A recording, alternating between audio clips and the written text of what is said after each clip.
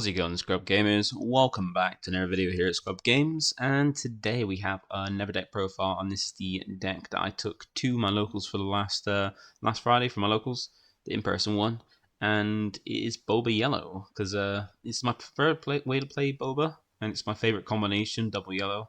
I love that combination for most of the yellow leaders and stuff.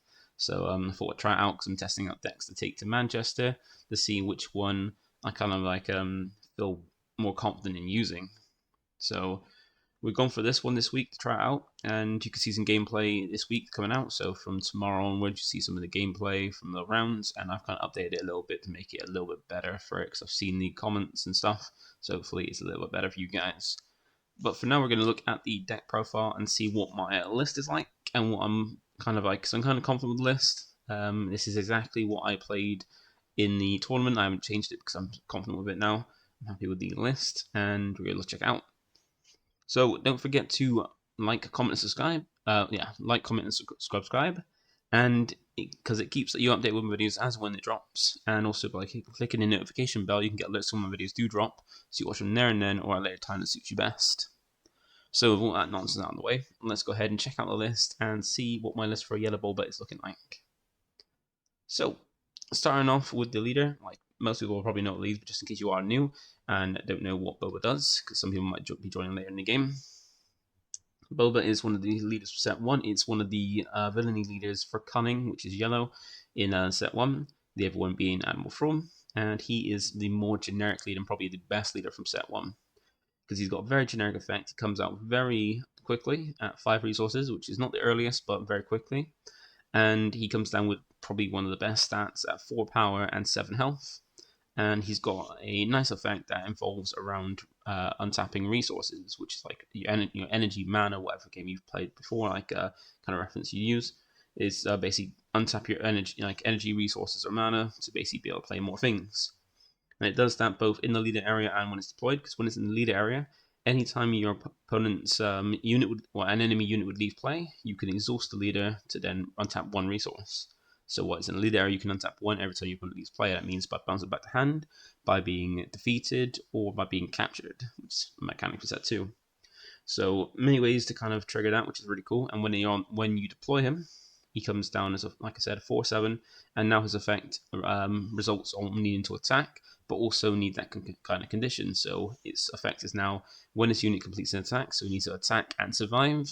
If an enemy unit left play this phase, then you're ready up to 2 resources. So it means like if you can remove something from your opponent's board by bouncing it, capturing it, or defeating it, and then attack with him. As long as he survives, you then untap 2 resources. So you can get multiple back, and it means that even if you've got set like 5 resources on a deployed turn, you get 8 resources worth of stuff as long as you make like sequence it correctly. So it's a really good unit, very generic as well, and very easy to pull it off with all the kind of disruption like yellow has, which makes him really good. And you can play him multiple different ways. He's one of the leaders that you can play in every single aspect combination. But the more popular one for set, the more popular ones for set 1 at least were double yellow and yellow green. You did see some blue yellow and not really any red yellow. But now with set 2, the more popular one is double yellow, but you still do have green yellow being a very good choice as well. And that's why we're going for double yellow, because I felt like the synergy is more interesting, and I like the kind of like way it plays. And also don't forget, no deck is complete without a leader, because to get your aspects to give you the like aspects you can use, or that you don't have to pay the aspect penalty for, we have our base and our Jabba's Palace because it just looks nice. It's probably my preferred art, and we've gone for a 30 health base instead of the rare base because the rare base for yellow isn't that great at the moment.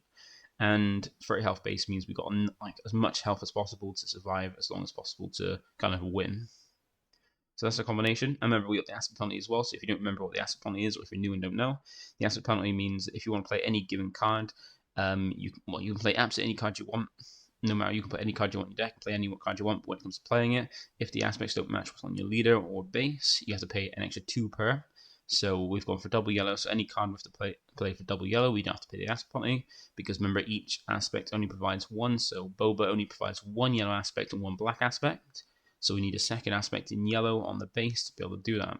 So it means if we want to play anything that's green, red, or blue, we have to pay the aspect penalty, but look, we didn't play those. but we can have access to double yellow, yellow, and black as our resource, as our aspects, or even yellow-black. So we're going to go through the list now, and we start off with the units first. We go the units, and then upgrades, and then we go for our events. And we go from the lowest to the highest that we can see the curve for the deck. So starting off with our kind of turn 1 plays, we've got Greo, we've got 3 of these because Greo is just a good card. So it's a 1 cost, 3/1 unit, ground unit. So it's really nice. So very good power, and also he's got a very nice effect. When defeated, you can discard a card from the top of your deck, and if it's not a unit, so if it's either an event or a upgrade, you can deal 2 damage to a damaged ground unit. So you can potentially do 5 damage from Greo, which is really cool. Makes it like a quite nice threat for just 1 resource. And we've got 3 copies of him because even though he's unique, he's a very good unit, and he's not always going to survive. So you want to kind of replace him when he's defeated. We also have as well 3 cartel spaces. This is a very nice space unit. Not the best stats if you look at some other cards, but it's pretty good for what we have in the options of the yellow. Because remember, with having double yellow and having Boba with a yellow lead, yellow base, the only aspects we really got access to that don't have the Cunning are yellow and black. So it means we've got a limited card pool compared to what we'd have if we had another aspect that wasn't yellow in combination with Boba. But we still, with a second set, the pool's a lot bigger, so it was already good set 1, but it's even bigger and better for set 2. And Cartel Spacer is very nice because it offers nice disruption, because when it's played, if you control another Cunning unit, could be your leader being deployed or another unit on play, be it an upright ground or space, you can exhaust an enemy unit that costs 4 or less. So it's a nice bit of disruption, and it's a very nice unit because it's a 2 cost, 2/3, which is pretty decent. So I've got 3 copies of that because that ways it gives us something to play in the space race. And then our other unit we can play turn 1 is Bazine, and this is one of the reasons why I really like the double yellow Boba, because it's more can control it. It controls the hand quite well, because there's quite a few cards that make up your opponent's discard, or allow you to look at your opponent's hand and then either discard or things like that. So we've got Bazine here being our turn 1 play that we have. It's a 2 cost, 1/3, so not as great stats like the reverse of Greo with double the cost, but she's pretty nice as well. She's also a villain unit as well. And she can be smuggled out. That's one nice benefit, is that she's one of those cards that you can always resource and smuggle later, and the smuggle cost is 4, so it's double or normal cost, but then you can always smuggle it out if you have nothing to play from your hand, and or you even save it for late game, so when you go against decks that control decks when they have super laser blasts, you can always smuggle this out later, so you can then look at the hand, see if they've got super laser blast, and then ditch it from their hand, which is a very nice play. Because the benefit of her is she's got 1 played, so like with Cartel Spacer, she's got 1 played effect, and this allows you to look at your opponent's hand, so have that hand knowledge and know what they've got to be able to play, and then you can discard any 1 card in your hand if you want to, and if you do discard a card, they do place that by drawing a new card. So you don't really plus off this, and your opponent doesn't neg off this, but the best thing is you get hand knowledge to know what your opponent has in hand, so you know what they've got for what their hand contains, and also if they've got a card in their hand that you don't want them to have, or you just want them to get rid of, and you don't want them to use, say they got 1 turn 1 play, and you want to stop that, you can ditch that card, and they will draw a new card, but that basically means you've got hand knowledge to know what they've got, and if they don't draw a good card from their next card, so if you rip out their only turn 1 play, if they don't draw a new one for the new card, they've done nothing. What you already put something on board you can start attacking with. It's not much damage, it's still a little bit chip damage, and it's giving you that advantage of knowing what they have, what they don't, what you have. So we've got 3 copies of that, because even though it's unique, you normally want to have 3 copies of it, so you can have it as a turn 1 play, because it's the ideal turn 1. And even if you have multiples, you can always resource it, because you can smuggle it out later. So that's our turn 1 plays. Then next we got ones for turn 2. We do have another turn 1 play, so I forgot about this, because I've seen not many lists have Cloud Rider, but we have 2 Cloud Riders, because it's just very nice as a 2 cost ambush unit, and ambush basically means that when you play this card, you can ready him and attack into one of your opponent's units the same turn it's played, because normally when you play a card, it comes in rested unless otherwise stated, and then you have to wait till the next turn next turn to be able to attack with it. But ambush allows you to attack straight away the turn it's played, but only into units and not bases. So we've got 2 copies of this because it adds a nice little bit of ambush, because that's one of the best keyword skills, and one of the benefits of this deck is having a lot of ambush, and this allows you to mostly take out anything that's played turn 1. Because it's got 3 power and 1, it's got the same stats as Greo, 3 power and 1 health, so it's not going to survive any attacks at all, really. But it allows you to come down and potentially take out your opponent's units. So if they play out a ground unit on the turn 1, you can use it to take that out straight away, and then potentially even get a resource back and then play Greo straight after. for like some very nice plays. It does cost you 2 in hand, do not play, but it's a very nice thing you can do turn 1. So we've got 2 copies of. We don't want to have too many, but it's a nice one. You just more want to have Bazine. Like, it's a nice one you can have if your opponent does play anything, but you prefer to probably have Bazine normally for your turn 1 play. So now we're going to go on to our turn 2 plays, and we've got 3 Boba Fett, and there's a guy. It's like the new, like, he started off like the whole like good, like the best current stat line being a free cost of 3/5 power. Like, it used to be 3/3 as standard, and you got some cards at like higher rarity or a bit bigger, like himself. But now the like base stat line for free costs really is 3 power and 5 health. So he set that as a kind of line. And just like a Boba, he is an underworld unit and a bounty hunter, and also he's unique as well because he is Boba Fett. But he's got a very nice effect to go with it that make him like take out some things a little bit easier, which is on attack. If the unit attacking, if the unit is if this unit is attacking an exhausted unit that didn't enter play this turn, and that's that's rested. Yeah, if an exhausted unit that didn't enter play this round, you can deal 3 damage to the defender. So if your opponent's got something they played for the turn before and is exhausted, when it attacks, it can do 3 damage to it. So you can take out things higher than its actual power to take out bigger things a little bit easier, which is really nice. And he's just in there because he's got very good stats for its cost and is a very good unit you can play out as well. That adds some nice benefit. And plus, there's an upgrade in here that is very good for the Boba leader that you can always chuck on him to make him a lot better as well. So 3 copies of Boba. And then we've got 3 copies of 7th Fleet Defender. This is a very nice base unit because it's got very decent, well, not the best stats, but decent stats. 3 cost, 3 power, and 2 health. But the benefit that it's got very low health is it comes in shielded. So it comes in with a shield. So the next damage it would take loses the shield instead. That doesn't stop instant killing effect or instant defeating effects, but any damage that can prevent the first one. We've got 3 copies of it because it's just a very, very good unit, and it's very nice to kind of like have something big in space race that can then survive and has that durability. Next we have Bodhi Rook. So this is another reason that one of the benefits of playing double yellow, because it's the first double yellow card, and it's the big benefit that I really like about this, because it's a solid unit at 3 cost, 3/3, and it's double yellow, so it's a reason why we want to play a yellow base with Boba. And it's got a very nice effect, which is when played, look at your opponent's hand and discard any non-unit card from it. So if they've got any upgrade in their hand or any event in their hand, Bodhi can discard it. Unlike Bazine, they won't draw a card after it. So unlike with Bazine, Bazine can hit any card in the hand, but then they draw back a card to replace that, which is fair enough because you discard any card in the hand.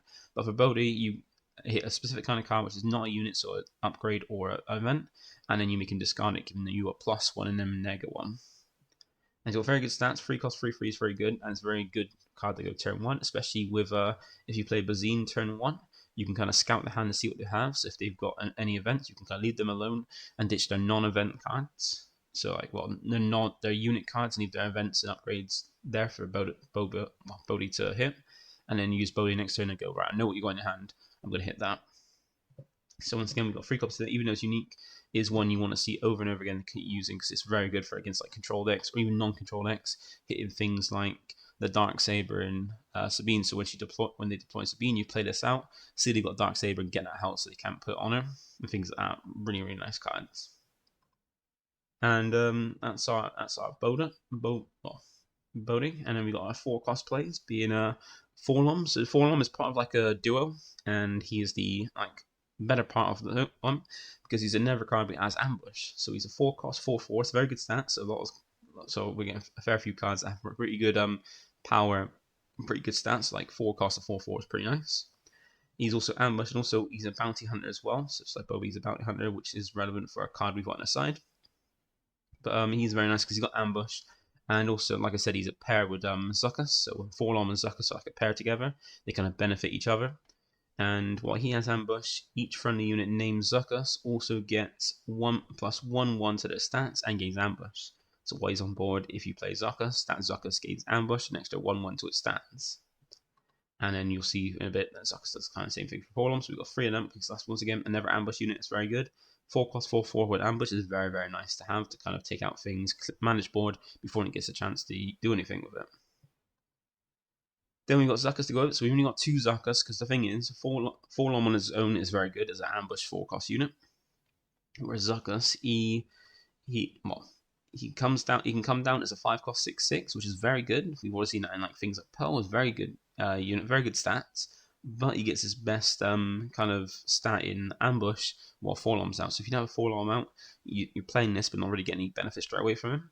But he has got some good effects because he has Saboteur, meaning that he can ignore Sentinels and get straight to your opponent's base. Or if he attacks a unit that has shields, defeat all those shields before damage is done.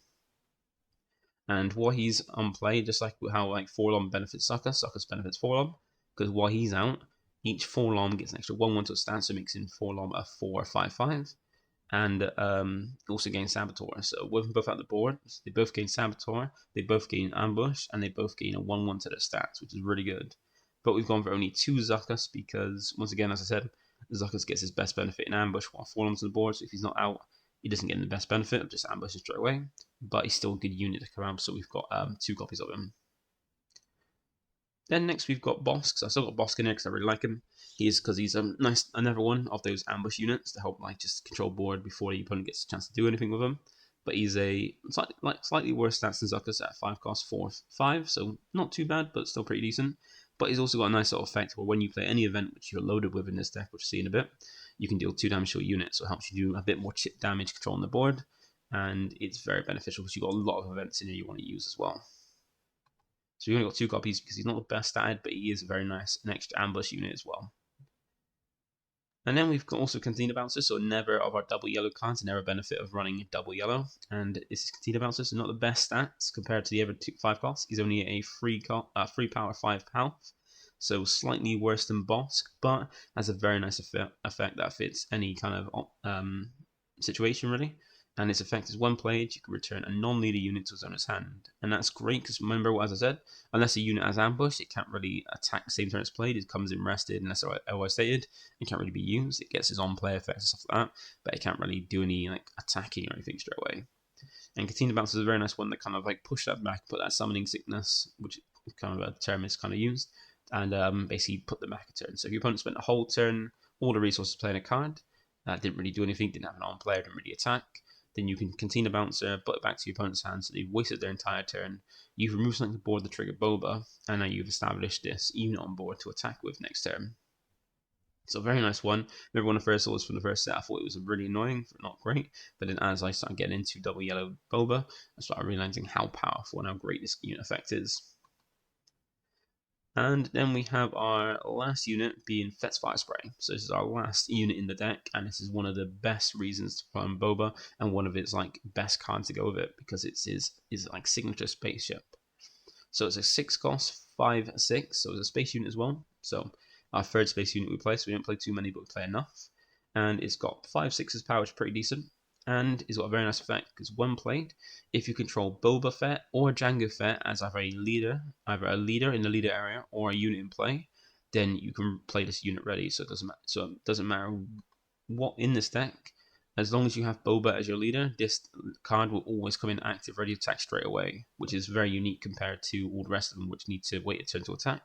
This can attack the same to your plate, so it's a very nice finisher to get some attacks in straight away. And there's a nice little combination of some other cards we've got on the side to help benefit this as well. It also has an action ability which you don't use so often, but it is really nice to just have an addition to this, which is pay 2, and exhaust any non-unique unit. Now, a lot of units are unique, so it won't affect them, but if you've got your opponent having any like big units that aren't unique, you can tap those down using this effect for 2 resources, which is pretty decent. So you play 3 copies of this because it's a very nice card, and you're going to want to use this late game to kind of push that last damage. Just playing out this for 6 and then swinging for 5 damage could be a way to like end game, or even puts a lot of pressure on your opponent because then you need to deal with this, which is hard to do when it comes in attack straight away. So that is all the units in the deck. So we play a fair few, not too many, but a fair few, and all very beneficial ones. Or have like a way to kind of help you out in some situation in the game. And we got some upgrades as well. So we got 2 upgrades. First one we got is Boba's armor himself. So we got full 3 copies of this Boba's armor. It's such a great card. And once you put on Boba, it makes him a lot harder to deal with unless they're like instantly defeating it. And because it's not just because we're playing the Era Boba, even if you draw it and you've already like deployed and had your leader defeated, you can still put on this Boba or even any of your like non-space units to give them a boost. Because still a 2-cost upgrade that gives an extra 2/2 to their power, well, power and health. So it not only gives not only costs 2, but it gives an extra 2 power and 2 health to any unit, which could be very beneficial. Like turning Zakus into an 8/8 or potentially a 9/9 with Forarm is very, very good. Or even turning Greo into a 5/3 is pretty nice, or even Bazine into a 3/5 is not too bad either. So even if you don't have your Boba unit out, or do you have your leader being defeated before you can put on, it's still a good upgrade to put on any of your non-space units. But if you do put on a Boba or Boba unit, being your leader or this legendary unit, then if the attached unit it's got the effect where if the attached unit is Boba Fett, damage and damage would be dealt to him. You prevent 2 net damage. So basically, it means that he takes 2 less damage while this is equipped. So he gains an extra 2 to his stats, so making your leader a 6/9, which is very strong. Or even your Boba unit, your legendary unit being a 5/7. That takes 2 less damage when it's dealt any damage. So if you attack something that's got 2 power, you take no damage back, which is amazing. So it's a very good card. We got 4 free copies of it, but if you can always side out some copies against decks where they're normally going to remove your leader quite easily. And the other upgrade we've got is Hotshot Blaster. Now you might be thinking, why are we playing a red card? Why are we playing an aggression card in a deck that doesn't have red on the leader or base? And that's because it's used as smuggle. Because with the smuggle costs, sometimes the smuggle costs are different for some cards, or they have a different aspect that are needed. And that's exactly what we've got for Hotshot Blaster. So Hotshot Blaster is a 1-cost upgrade. It gives 2 power to a unit, but it's got a smuggle cost, and it is for 3 resources and the cunning aspect, meaning that you're going to be playing this by using smuggle only, not by playing it manually, by like playing it from hand. You're always going to be resourcing it and smuggle it later. And it can be attached to any non-vehicle units, so none of your space units, but any of your ground units. And it's got a benefit while smuggling as well, because when this card is played using smuggle, you can attack with that attached unit. So normally when you would just basically take 1 action to play it on, and then another action after to attack with it, by smuggling this out, you do both those in 1 action. So you do 2 actions worth of stuff in 1 action, being equip it to it. It does cost you a bit more at 3, but you still equip a unit with this upgrade, giving it 2 more power, and attack straight away with it. Meaning you can use this as a surprise way to kind of win games. Like we've seen some events we've got in this deck that can either give you a surprise win by swinging with more power than they realized or than it actually had before, and winning the game for that. And Hotshot Blaster just does that. We've only got 2 because we don't want to draw too many of them. Like potentially, the deck is quite tight for space. We've only got 2 copies of it, and 2 copies enough still to use it because you're using it to kind of like push some damage, either taking out opposing units with weaker things or pushing more damage to opponent's base. So we've got 2 copies of it. You can always change it up if you want to, but I'm happy with 2 at the moment. So that's our upgrades. Now the rest of 5 cards are our events. So first of all, we've got 2 copies of Shoot First. Now this is a great one because not only does it allow you to attack straight away with this using this card, but it also gives the unit you're attacking with an extra +1 power, and the extra effect of making it so your card deals damage before the defender. So it means that you attack with a unit, you give it +1 power, and then you deal damage before. So if the damage you would deal would take it out, you take it out without taking any damage back, which is very, very nice. Now we did used to have 3 copies of it for set 1, but we've reduced it down to 2 because we've got some more cards, more beneficial cards, and this is kind of niche. Sometimes it's not useful, and even that 1 power is not that beneficial compared to everyone's. Like Hotshot Blaster gives you an extra 2, or other cards that give you an extra 3 power. So we've only got this to 2002 because it helps control the board a little bit and help you out in that aspect without taking any damage back. Then we've got No Good to Begin. We've only got 2 of these because you can kind of deal with things a little bit easier, but it's a nice way to kind of lock things down. If you need to lock these down, we've also got maybe some of this in the sideboard as well. But it's a nice card because it can lock something down for 2 turns, because how the turns work in Star Wars is it's not normally in every game you got your beginning your turn where you draw, you resource, and then you untap everything. Then you go to your phase after to do all your actions like deploying, attacking, playing, and things like that. But Star Wars works in the reverse, where at the beginning of the turn is when you do your main phase of stuff, where you deploying, attacking, playing stuff, and then at the end of the turn is when you draw a card, resource something, and then untap everything. So due to how that works, it works at the end of the current turn, and then the next turn you start at the main phase. This locks something down for 2 turns because you exhaust the unit, and it can't ready this round, so at the end of the turn it will restand, and then the next turn it's still exhausted from the previous turn, so you can keep something rested down for 2 turns, which is very nice. So you've got 2 copies of this because while it does a nice beneficial effect of locking something down for 2 turns, it still only keeps it like locked down. It doesn't really remove it or deal with the threat. It just stalls it down for 2 turns. So what is a helpful card? It's not doing anything to remove that threat. So you've only got 2 copies of it in the deck. Then next we've got Surprise Strikes. This is a very nice way to kind of finish games because, like the card says, Surprise Strike. It's a very nice surprise, and it is a 2-cost event that allows you to attack with a unit and give an extra free power for that attack. Now this is great because it allows you to allows any of your units to take out something like stronger than that she is. Like you can have like a Bazine out on board, and your opponent might not be expecting Bazine to like basically attack for 4 and take out a unit, which is really nice, or even pushing a lot of damage to your opponent's base, like using Surprise Strike with a FEATS Fire Spray. This swing for 8 damage could be a way to like end game that your opponent wouldn't realize or wouldn't expect. So it's a nice way to kind of push more damage to either take out a unit that you want to take out as a threat that you wouldn't be able to normally without its help, or even push more damage to your opponent's base to kind of like finish off a game. So got 3 copies of it because it's just such a great card. Free power for 2, free extra power and an attack for 2 in 1 action is very, very nice. And then next we've got our next one. So we've got 2 copies of Waylay. So this is a very nice unit, well, a nice event. And why it isn't the best because it's not really dealing with the card, it's just postponing it because you're just basically putting it back to hand so they can play it back out again. And sometimes it won't be helpful where they just play back out a card. It is a nice way to, like, if your opponent's like boosting up stuff or putting a lot of like upgrades and stuff on a unit that like that's not a leader, you can bounce back to hand so that way they the upgrades all drop off. Like things like shields, experience, and any upgrade they put on it drops off and put it back to hand.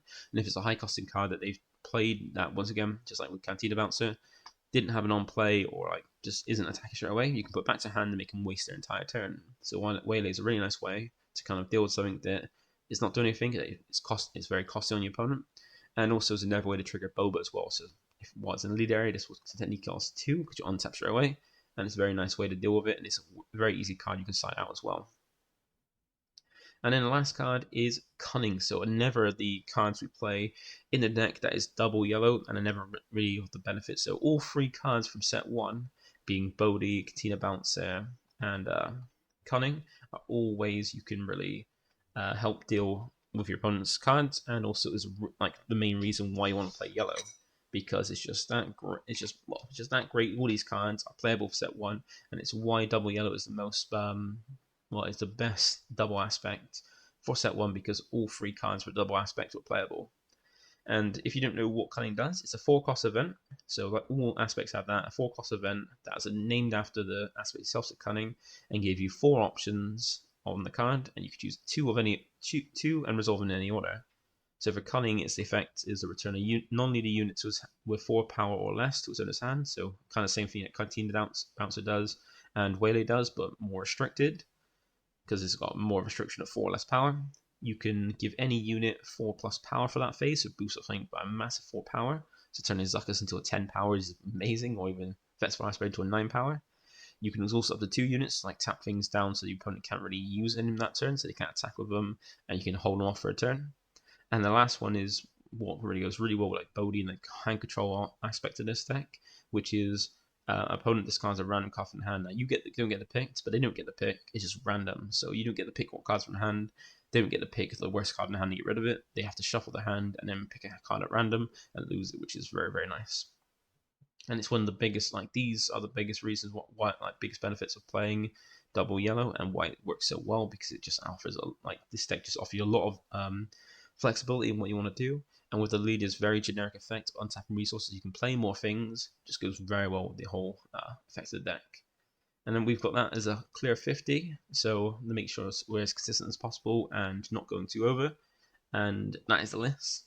Now, if you're interested in a side deck, I do have a side deck, and I'm very comfortable with it, so I'll help. So we'll look at that now. So this is my side deck for the deck for Double Yellow Boba, and we've got 6 cards, so there will be some that are multiples, and I'm happy with it currently for testing. It kind of works out from the situations, all the matchups. I'm not going to go over like every single matchup because there's a lot, or even like meta ones. You kind of help look at that for yourself. But remember, the side deck is more personal to person to the person, so it's more personal to the person playing the deck, or like relevant more for the meta, or that person's local meta, or like tournament meta they're going for. So if you don't agree with any choices, You can go ahead and change them up, but this is just what I've got that I feel comfortable with, and it's basically how this is exactly how I would take it to any event currently in set 2. So for the first card we've got in here is 3 copies of Toro Calican, I think his name is, and he's got the same stats as the Boba unit, 3 cost 3/5, and he's got a nice little benefit where when you play another bounty hunter unit, which you've got quite a few, you've got Boss, you've got Zakus, you've got Forarm, you've got Boba himself, like the leader or unit, and you've got Greo, but you're not going to use this on Greo. And when you play another bounty hunter unit, you can deal 1 damage to that unit, and if you do, you can ready Toro, and you can only use his ability once each round, so you can restand him and get more attacks in. And this is something I normally would sign out my Bodies for, because I'm playing a deck where Bodhi's not as useful against, whereas like they don't play many events or upgrades, or it's not a unit, one that you're not going to really make much use of, or you want to be more aggressive in a matchup. I normally switch out Bodhi's for this card, because that way you can be more aggressive because it's got better stats for having 2 more health, and also a way to kind of restand and attack more often to basically get more use, because as you play more bounty hunters, you can start going ahead and like restanding and attacking more, so you can kind of control board a little bit easier, or just push more damage to your opponent's base. So you want to be more aggressive, you switch out Bodhi for 3 of these. Now the next card we got is an extra copy of No Good To Me Dead. So if you feel you're in a matchup where you kind of need more of them to kind of lock down certain cards, like either units or your opponent's leader, to make sure you've got it there, just to make sure their leader can't really be utilized fully the turn they deploy it, and then spend those 2 turns that you've got while it's locked down or rested to kind of take it out before they can make use of it. Then you got an extra copy in here which could be useful. And not only that, we've also got 2 copies of New Adventures, so never double yellow cards. So we got one of the double yellow cards for set 2, and this is a very unique one. It is really nice, but it depends if you draw the cards that are useful for, because it's a 2-cost event, double yellow, and it allows you to return any non-leader unit that costs 6 or less to its owner's hand, which is any unit in this deck, because nothing is higher than 6. And then the owner may play that unit for free, so you can do it on your opponent's unit or your unit. Most likely you want to do it on your unit, and essentially you get to play that card out for free. So nice benefits is by using cards that have 1 played. So you can use things like Bodhi. After he's been played and uses 1 play, look your opponent's hand and rip out an upgrade or an event from the hand, it's basically just now as a vanilla free. But you can use New Adventure to basically bounce for the cost of 2 to bounce him back to hand and back out again. So you basically replay him cheaper, so you can trigger his 1 played and rip out never a card from your opponent's hand potentially. So like add some more control events for hard control and more control decks. This is a very nice card to kind of make you like switch out things like shoot first, which aren't as great in that matchup, to kind of allow you to reuse 1 played to that, or even play back out Cantina Bouncer, so you can basically, after it's bouncing back to hand, do it again for the cheap cost 2, later attack with it, then bounce it back for 2, so you pay it for a lot less to kind of trigger its effect again. Or even get more attacks with FEATS Fire Spray. Because say you play FEATS Fire Spray, you attack straight away with 5. Next turn you can attack, if it's still there, you can attack with it. Then New Adventure, back out, back in again. It can back in active and you can attack again, giving you a lot of damage in 1 single turn, which is really cool. So it has nice little benefits, more with like the when played effects, and also with FEATS Fire Spray to push more damage. That's why we got 2 copies of this, because normally you're going to be taking out things like shoot first for this, because it's kind of it's better for those kind of matchups where shoot first isn't great. Then we've got an extra copy of Villainy, so it could be matchups where you need to kind of do more bouncing and removing, and yellow doesn't have yellow doesn't have the same thing as blue, where it's got like things to defeat units straight away, but it has kind of disruption, which is more involved around bouncing or locking things down. So Villainy is a nice way for your opponents like building up a big a unit with lots of experience and stuff like that, or a unit you kind of like don't want to deal with or don't want to have attacking you. You can waylay it back to hand, so you got to play it back out again, and unless it's got ambush or can come straight inactive, it's come back and rested. If you want to play again, you've got to pay the resource to plap it again, and Waylay is normally going to cost you 2 rather than 3, because it's going to get an aspect back, resource back from Boba. And this is a nice one where if you need an extra copy of it, we can put an extra copy in, like take up something that's not going to be as useful. So we've got the extra, like 3rd copy of those cards that could be better, are better in some matchups than others. We've got 2 are still in there to kind of be used and still there for that matchup. And then for matchups where you need that 3rd copy for No Good To Me or Waylay, you've got them in the sideboard to bring them in for matchups when you need that 3rd copy.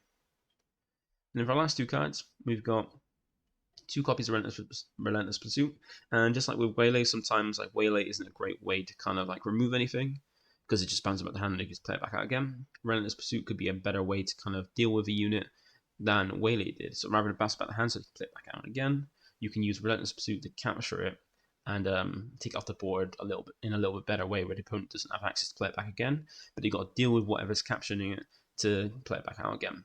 So in some things like capturing a K2 or so and things like that, it's more beneficial to capture it rather than bounce it back to hand, because they can just play it back out again and then it's still there for a problem and you just wasted the card. But Relentless Pursuit is really nice because not only does it allow you to choose one of your unit and capture an enemy non-leading unit that costs less than it, so you can't capture anything, but you can capture things that are less, so you can get out FEATS Fire Spray, you can capture anything that's 6 or less. And also you can use it for leaders, you can have Boba capture it. And the benefit of having Boba capture something is because, one, you can chuck Boba's armor on it and make Boba even harder to get rid of unless they're using insta-kill event, but you're not really using capture mechanics against decks that have insta-kills and not using this against blue. But you can also then use Relentless Pursuit to capture something that costs 5 or less, put under Boba, and it's got the additional benefit of if the friendly unit is a bounty hunter, so if the card capturing is a bounty hunter, which Boba is, it gains a shield token. So that gives even better benefits to using your bounty hunters to capture stuff, like say your Forarm, your Boba unit, your Zakus, your Bosk, using them to using them as the target, as the capturer for Relentless Pursuit, not only takes something off the board for like a higher cost at the 5, but also gives that card a shield, so that way it's even more protected to kind of make it harder for your opponent to kind of deal with it, because if they attack to it, you're just using a shield where they're taking a lot of damage from that card, while you're then basically having removed the card and make it harder for them to get it back. So this is a really nice card to switch out your 2 Waylays for if you want to eat like a different way to kind of remove something from board than just bounce it back to hand. So it's better in certain matchups, but normally not against blue, or it can be used in blue if they've got some low things that are kind of a problem that you can't capture. And then the last card we've got, so you can see we've got 3, 4, 6, 7, and 9. So we've got one more card, and that is 1 copy of Change of Heart. Now you might be thinking maybe that was I can't remember what the other card is, the one that allows you to restand everything into swing. I might actually put that in instead of Change of Heart. But then Change of Heart is quite nice in that it allows you to take control of any one of your opponent's units, and then at the start of the regroup phase, at the end of the turn, you got to give it back.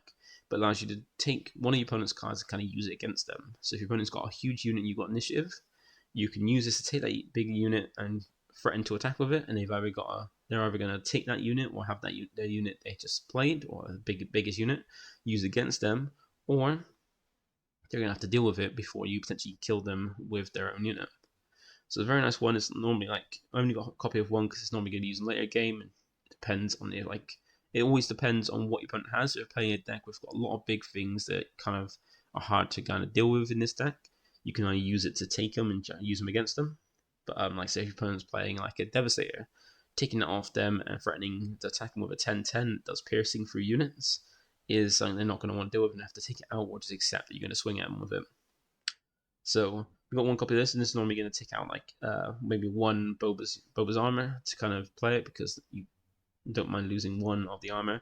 There's an easy way to switch out while keeping the other cards intact in your deck. So as a side deck, so really the only flexible card I would see from my side deck is Change of Heart, potentially putting it out for the set 2, the last double aspect card in set 2, the 6 cost one that lets you restand everything, but then you lose the game if you don't win by the end of that turn. I'll maybe try that out to see if that works better than Change of Heart, but this is my side deck for the deck, and the whole list I'm pretty comfortable. I'm pretty comfortable with the main deck and the side deck. I just need a bit more testing, and if you want to check out how I did with it from locals, you can check out the gameplay in the next few days. So thank you for watching. Feel free to like, comment, subscribe, and I'll catch you next one. Bye for now. Like a boss.